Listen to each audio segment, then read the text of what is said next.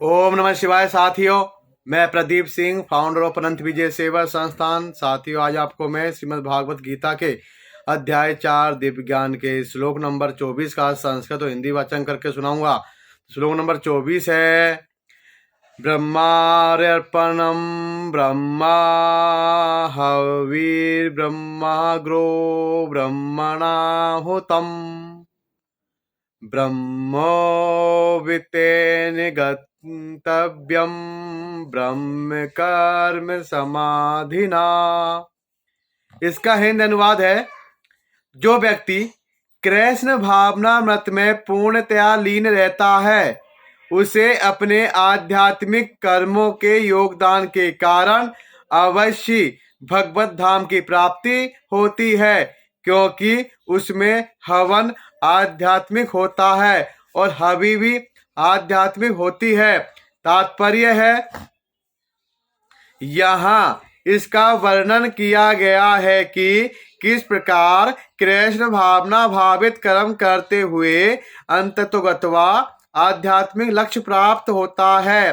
कृष्ण भावनामृत विषयक विविध कर्म होते हैं जिनका वर्णन अगले श्लोकों में किया गया है, किंतु इस श्लोक में तो केवल कृष्ण भावनामृत का सिद्धांत वर्णित है। भौतिक कलमश से ग्रस्त बद्ध जीव को भौतिक वातावरण में ही कार्य करना पड़ता है, किंतु फिर भी उसे ऐसे वातावरण से निकलना ही होगा जिस विधि से वह ऐसे वातावरण से बाहर निकल सकता है, वह कृष्ण भावनामृत है। उदाहरण के लिए, यदि कोई रोगी दूध की बनी वस्तुओं के अधिक खाने से पेट की गड़बड़ी से ग्रस्त हो जाता है तो उसे दही दिया जाता है, जो दूध ही से ही बनी अन्य वस्तु है। भौतिकता में ग्रस्त बद्ध जीव का उपचार कृष्ण भावनामृत के द्वारा ही किया जा सकता है, जो यहाँ गीता में दिया हुआ है। यह विधि यज्ञ या विष्णु या कृष्ण को प्रसन्न करने के लिए किए गए कार्य कहलाती है। भौतिक जगत के जितने ही अधिक कार्य कृष्ण भावनामृत में या केवल विष्णु के लिए ही किए जाते हैं, पूर्ण तल्लीनता में से वातावरण उतना ही अधिक आध्यात्मिक बनता रहता है।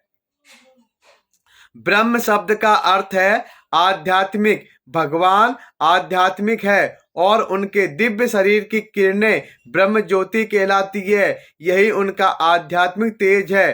प्रत्येक वस्तु इसी ब्रह्म ज्योति में स्थित रहती है, किंतु जब यह ज्योति माया या इंद्रिय तृप्ति द्वारा आच्छादित हो जाती है तो यह भौतिक ज्योति कहलाती है। यह भौतिक आवरण कृष्ण भावनामृत द्वारा तुरंत हटाया जा सकता है। अतएव कृष्ण भावनामृत के लिए अर्पित हवि ग्रहण करता हवन होता तथा फल ये सब मिलकर ब्रह्म या परम सत्य है। माया द्वारा आच्छादित परम सत्य पदार्थ कहलाता है। जब यही पदार्थ परम सत्य के निमित्त प्रयुक्त होता है तो इसमें फिर से आध्यात्मिक गुण आ जाता है।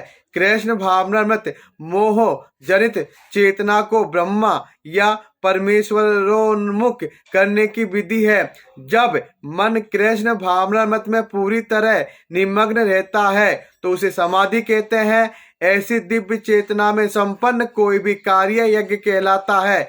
आध्यात्मिक चेतना की ऐसी स्थिति में होता है हवन, अग्नि, यज्ञकर्ता तथा अंतिम फल, यह सब पर ब्रह्मा में एकाकार हो जाता है। यही कृष्ण भावनामृत की विधि है। तो श्लोक नंबर 24 का संस्कृत और हिंदी वाचन यह है। कल फिर मिलेंगे श्लोक नंबर 25 के साथ। ओम नमः शिवाय साथियों, धन्यवाद।